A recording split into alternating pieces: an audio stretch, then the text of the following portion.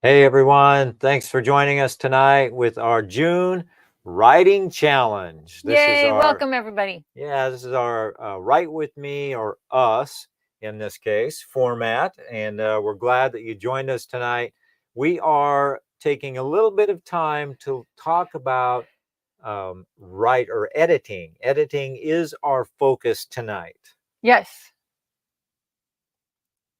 Are we live? Yes. We're live. Oh my goodness. Tonight we're going to I really want you guys to encourage you to stick around, because not only are we talking about editing, but we're talking about the 3 stages of editing. And so if you want to get all of that information, you're going to need to stick around for the 5-minute breaks. So this is how it works. We're going to do a 5-minute focus on our topic of the week. Then we're going to do a 20-minute writing sprint. And Angie is doing some editing. I'm doing some writing. So we'll do a little sprint. We'll come back. We'll do another 5 minutes. This is what you want to stick around for. And we're going to talk about another stage of editing in that 5 minutes. Then we're going to do another writing sprint. Come back one more time, talk about writing the third stage of editing. And then answer any questions that you have, things like that. So anywhere along the way, feel free to ask questions, put your comments in, and we will answer those in the breaks or at the end. We love to have your input, your comments, things like that. And we're just looking forward to sharing a little bit of time with you tonight. So Josh, it's good to have you back on with us as well. Appreciate you joining tonight. And as we get kicked off here, even if you're watching this on the recorded replay, go ahead and answer and put comments in. We'll come back. We'll dialogue with you about that, answer any questions that you have, things of that nature. Yes. So let's get kicked off for tonight's topic, and let's talk about, are you working on fiction or nonfiction? Yes, and we want to hear from you because we want to encourage you, because fiction and nonfiction are both 2 different animals, but they're both writing, and we'd love to encourage you. And they both take editing. Yes, they do. So where are you in the writing process? Are you in the beginning stages, or are you in that editing place where you're really starting to do a lot of the edit work? Just let us know in the comments there. Josh, are you in the writing stage yet, or are you still creating the story? I think you told me that you're in the writing process right now, and you've got I'm thinking you said 15-20,000 words, so you're well on the way. But just let us know. Anybody else that's watching or joining later, just let us know, and we'll come back and chat about that a little bit more as well. So there's 3 stages of editing that we have identified, and in this first segment we're going to talk about stage 1. So the editing stage 1, this is probably the most hardest part of editing. In fact, it might be the hardest part of the entire writing process. Yeah, I think so. Here it is. You have to be a ruthless or a merciless self-editor. So what does that mean, Angie? Well, that means that no matter what you've written, you have to be willing to part with absolutely anything and everything that you've written. You can love it, but that doesn't mean you get to keep it. And so hold it loosely. Yeah, because one of the problems that we have as writers is when we're creating and we write, we tend to fall in love with what we're writing, and then we don't want to edit it or delete it or things like that. So here's what we say: love it enough to let it go. Yes. And that's kind of hard to do, isn't it? It really is, because not everything you write should end up in the final product. Be willing to change everything. Yeah, absolutely. And maybe we'll talk about that more at another point here. But when do you start the editing process? When do you guys start the editing? Drop us a comment in there and let us know when you start editing. Do you start right up front as soon as you start writing? Do you wait till you have your whole rough draft done? When do you do the editing process? Now, Angie and I are very different in this Yes, we regard. are. So Angie does it at the end of her first draft, her project, right? So yeah, I like to, when I'm in the first draft stage, I like to get all my ideas out. I like to just be creative and write, and I really don't focus on editing.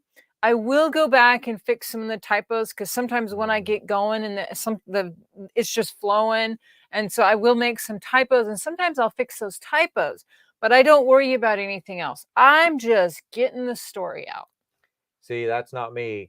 I have to edit while I write. And I know that, Yeah. lots of writing teachers and instructors and wisdom says, don't do that. Just get it all out. But that does not work for me at all. I've tried it many times and it does not work. It stresses him out. Oh, bad. I have to edit while I write. So I write a couple of sentences. I go back, I read it, I look at it, I change it, I'll mess around with it until I'm satisfied, and then I'll move on. And then when I'm done for the day, I kind of put it away. And then when I come back the next day, I review that. I'll do a little bit more editing before I move forward. So at the end of the day, we both get our rough drafts done, but mine takes less editing than hers. But I end up with a bigger word count. So, but but the whole point of this is simply that you have to figure out what works for you. Yep. Because everybody's individual, everybody's style is different, and you can learn what other people do, but you got to figure out what works for you as a person.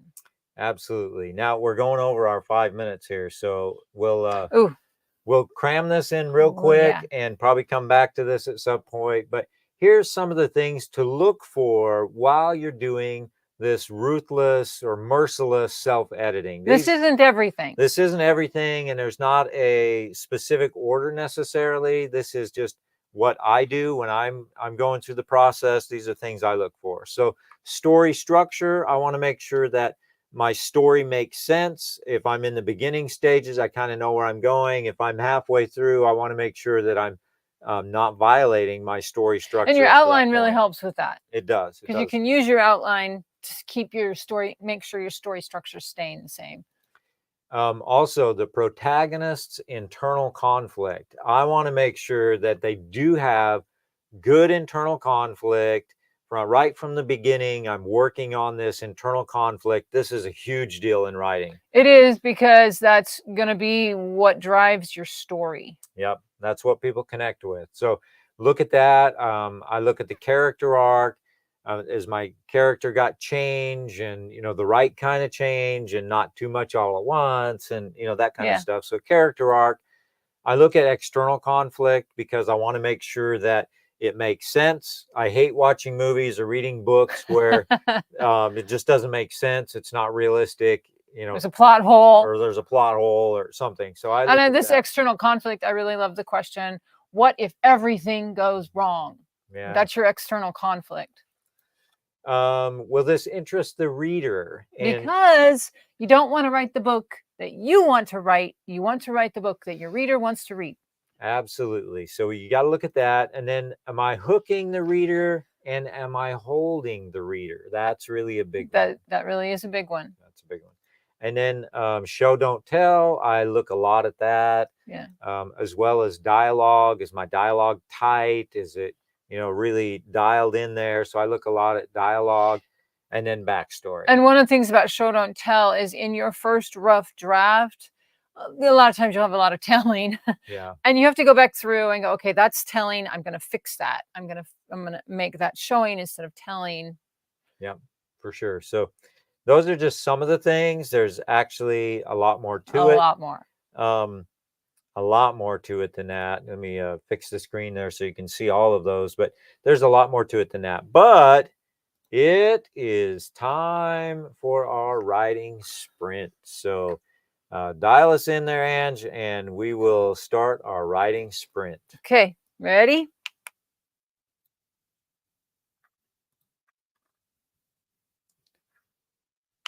Ooh, that is not good. I tried to do something that did not work. Sorry about that, guys. What did you do?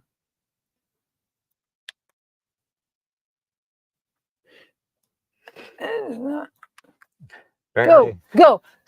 apparently we're having technical challenges tonight. All right, so here we go. We're off to the races. Right with us. Sometimes writing is like that, you know, it's just try to get it going and it doesn't always happen the way you want.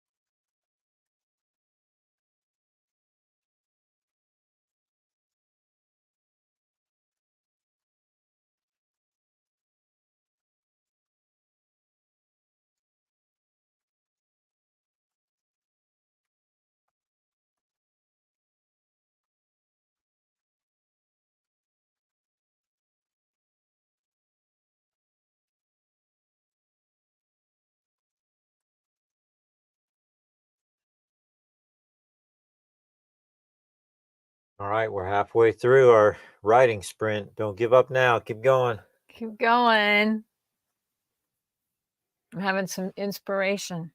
I love it when inspiration happens.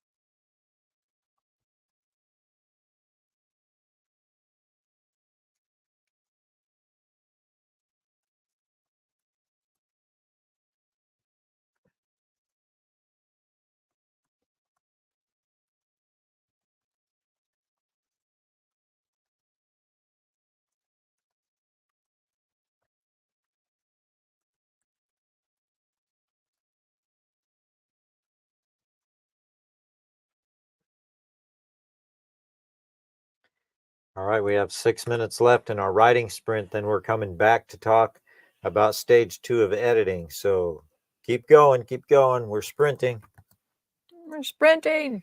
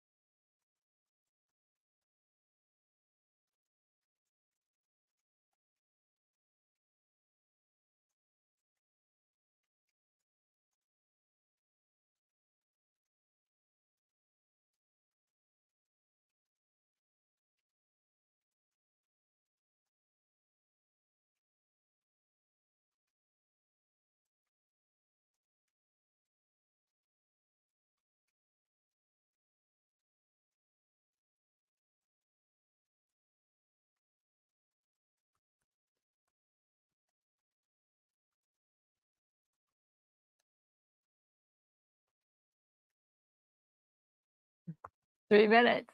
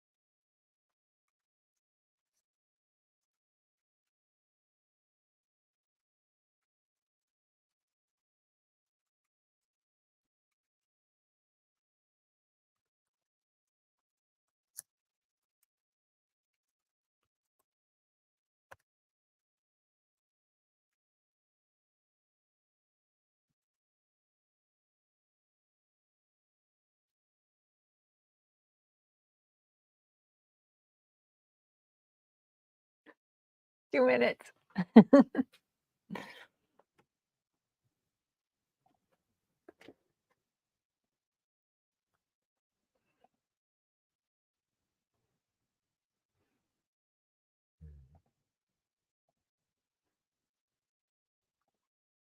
Nice, Joshua. 150 words. That's good. You're on a roll. Nice.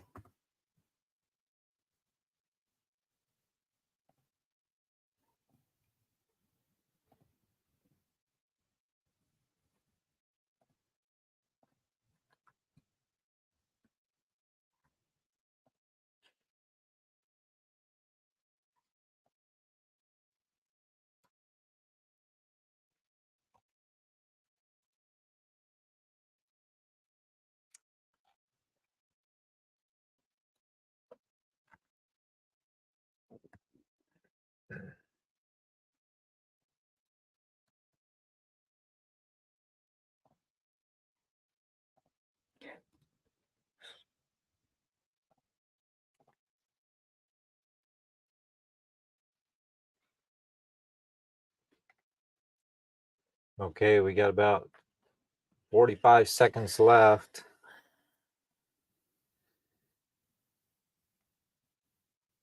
One of the challenges to writing, I'm sure you guys have this as well, is just all the distractions. And then I get to a point where, we got 30 seconds left and I don't want to get into a whole nother thought and lose it when I stop. So I stopped 30 seconds early here so we can get kicked off back to our discussion about editing. And the other thing that is difficult is the distractions. Like, I don't know if you guys can hear through the microphones, but our little dog is barking in the other room, and that is just a distraction to me. And So, that's a distraction. and Stop.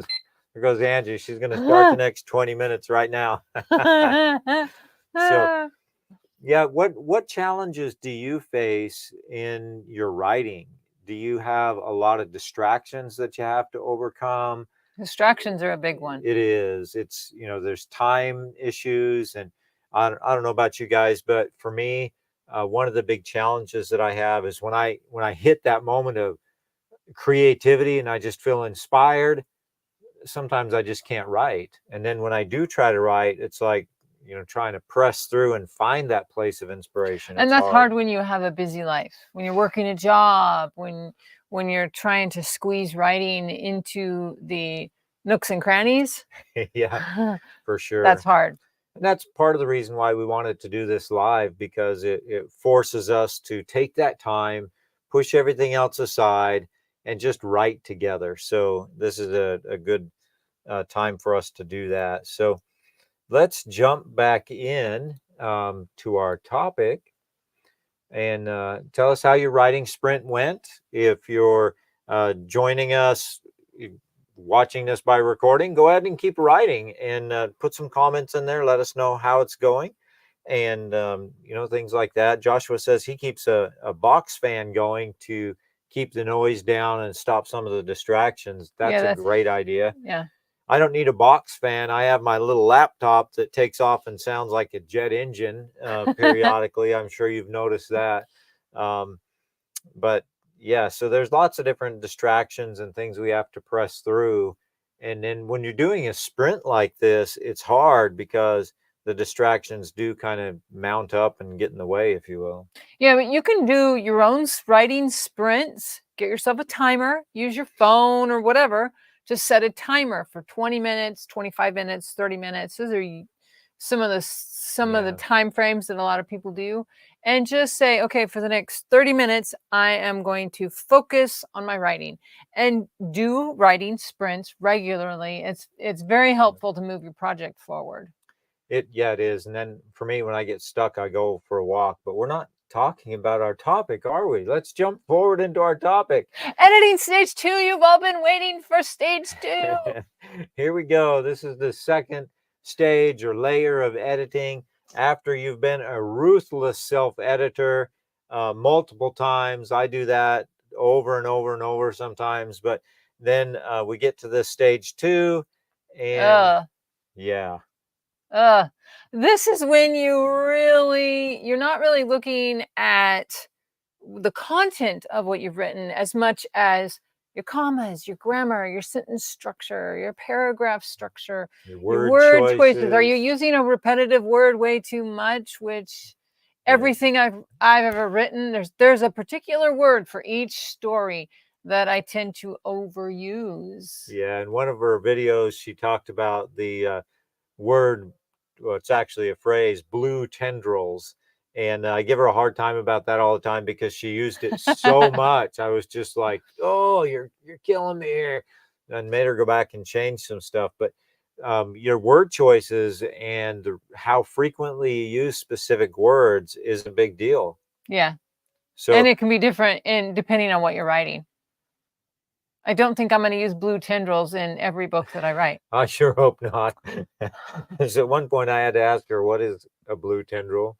Moving right along. All right. So if you are curious about what a blue tendril is, you're going to have to read the Electrical Saga when it comes out. Yep. Yep. So the other thing that you can do at this stage is use software. And there's some great software out there. We've used Grammarly before. You guys have probably used Grammarly. Drop us a note in the comments. Let us know if you've used Grammarly. And then more recently, we've started switching and we're using Pro Writing Aid. And there is a link in the description to Pro Writing Aid if you've never heard of that. And they do have a free version that you can use. Yes. And we're kind of switching over from Grammarly to Pro Writing Aid. And they're both really good. Pro Writing Aid, I really like it. So, and what it'll do is it'll pick out those sentence and those technical things, the commas and all of that detail stuff. All that stuff I'm really bad at. It helps. And so, but you can't just run it through a software like that, either one, or maybe there's others that you use. You can't just turn it loose and then do everything it says, because that can change your story as well. You have to think about every single suggested change and evaluate, is that something you really want to do? Because not everything they suggest is what you want to do. That's for sure, especially when it's dialogue or something very specific to your storyline or, your story overall. You have to really take that. And it's the same with editing when somebody else edits it, which is kind of the next suggestion that we have, because additionally, you have your writing partner that can give you feedback. We're writing partners, we're writing teams. Sometimes we write together. Sometimes we have other stuff that we're working on individually, fiction or nonfiction, but we still get feedback from the other person. And that is a huge benefit. So you want to cultivate relationships with other writers. And I have heard other people say, well, I don't want to show my writing to anybody because they might take my stuff. No, you want to cultivate relationships with other writers because you can really enhance and give each other feedback. Yeah, and nobody's going to steal your stuff because it's your stuff, right? So, I mean, if I give you half my book that I'm working on, it may spark some ideas, but whatever you write is going to be very different than whatever I write. So I guess I don't worry about that too much anymore. Maybe I did at one point, but I'm over it. The other thing is there needs to be a couple of people in your life that you trust, that understand writing, that you can get some feedback from, but be very, very careful. I put an asterisk there because you have to be very careful with this, right, Ange? Yes, because not everybody is going to give you good feedback, and not everybody can you trust your raw writing to. You Yeah. want to hand select these people that are going to give you good feedback on your writing. Yep, absolutely. And then also a writing group. If you have a writing group, I think it's really important to take advantage of that. So that's one of the things that we are doing is creating a writing group. That's part of why we're doing this. We're starting with the lives and just trying to build this out. And if you want to be part of that, you can go to smuinmedia.com. I just popped a thing up on the screen and join our newsletter, The Creatives, where we share lots of other stuff besides what we do on YouTube, writing tips, and I have a short story series on there. But that's It's an part of, episodic story you don't want to miss. yeah, it's an episodic story. In fact, that's what I'm working on. But there's lots of other stuff that we're adding in as we build out the writing community. Now, why is that important? Because we need the encouragement and Yeah. the feedback of other people who write, other authors. That is really something I found to be critically important in my writing. All right, so guess what is next? It's writing sprint time. Here we go. Are you guys all ready? It's going to be great.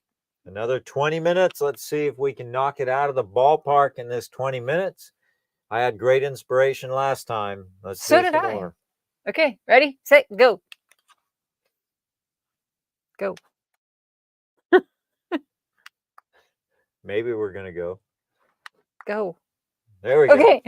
All right, here we are. Lots of technical difficulties tonight, but you know what? We're surviving it.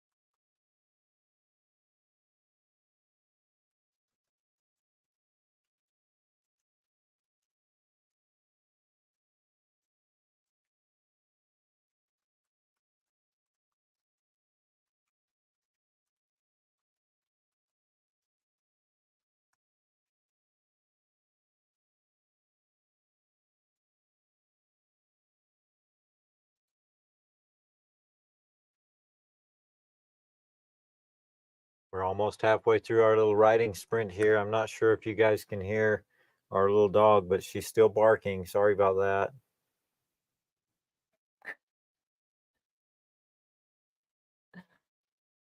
What were we talking about? Distractions? Distractions. Well, we like to keep it real here at the Smuin household.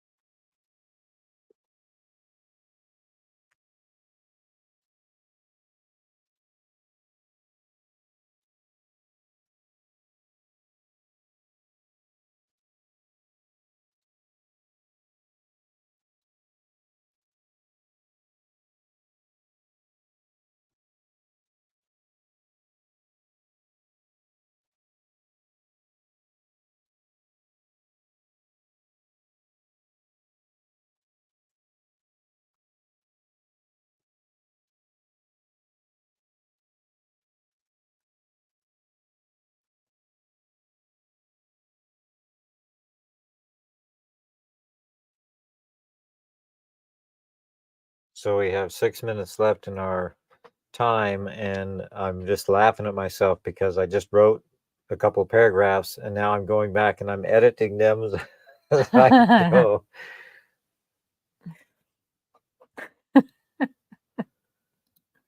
That's just how I write. So, yep, editing is different for everybody.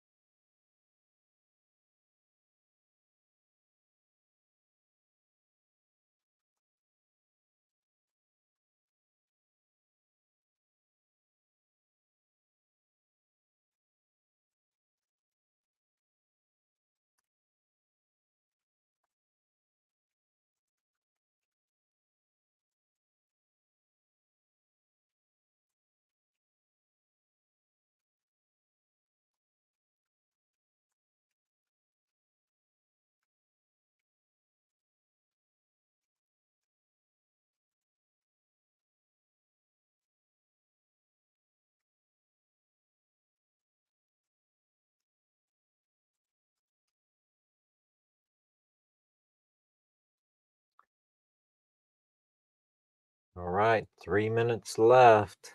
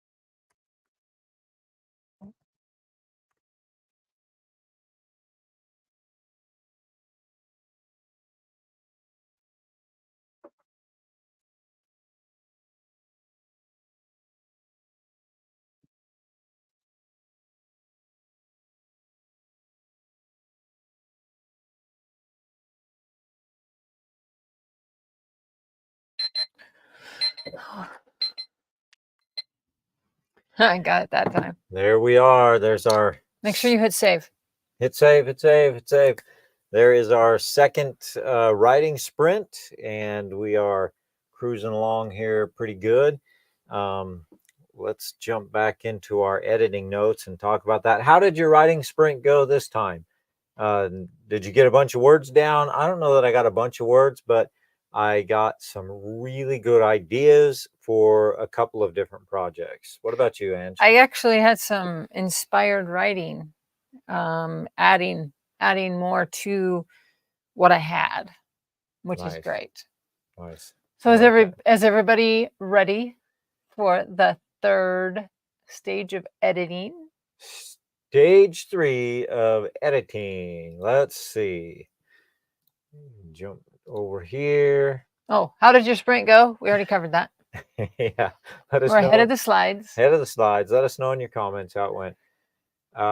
Editing stage 3. Here They're we go. all on the edges of their seat, waiting to hear what stage 3 is. Here it is, stage 3. Now let's just review quickly. The first thing that you're going to do is stage 1, and that is really being a ruthless or merciless self-editor, where you really go through your stuff and you pick it apart, you make sure it fits. You know, there's a lot that goes into that. I think that's the hardest stage. Yeah. Because you really have to let go of your writing. Even the parts that you really love, sometimes it just doesn't fit or doesn't work.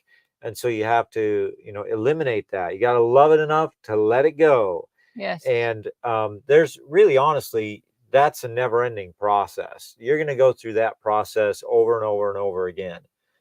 Then the second stage is where you do grammar and editing. All the little details.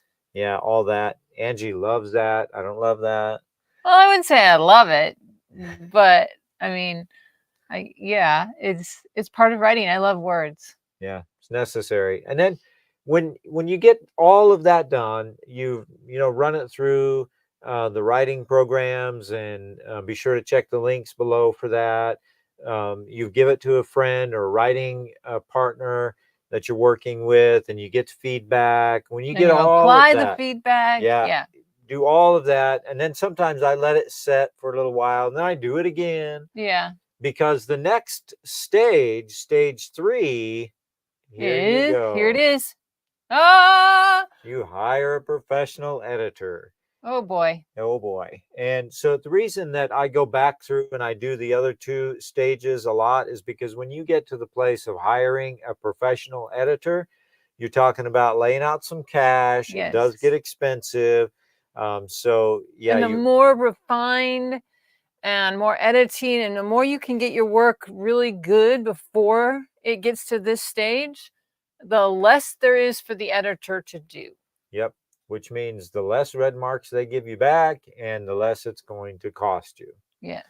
So Joshua said he got to 144 words on the second sprint. That's great. Nice. Good job. Good job. Good job. So when you get to this third stage, it really is necessary to hire a professional. We've had some challenges finding professional level editors that do a really good job that we could afford. So you're going to have to search around. Your writing groups may know of some people, but when you find somebody that's good, you got to hold on to them. Yeah, and I get asked all the time, do you have an editor that you refer people to?